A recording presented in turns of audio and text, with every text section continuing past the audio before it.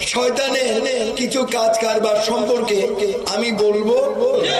সুদ খাওয়া, ঘুষ খাওয়া, কথা শেষ করতে দেন।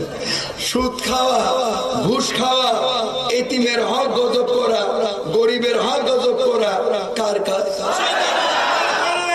মাশাআল্লাহ। চুরি করা, ডাকাতি করা, ছিনতাই করা, মানুষের ক্ষতি সাধন করা কার কাজ? শয়তানের কাজ। ঠিক আছে? আচ্ছা, নেশা জাতীয় দ্রব্য গ্রহণ করা, খাওয়া বা পান করা বা বেচা বিক্রি করা কার কাজ? শয়তানের।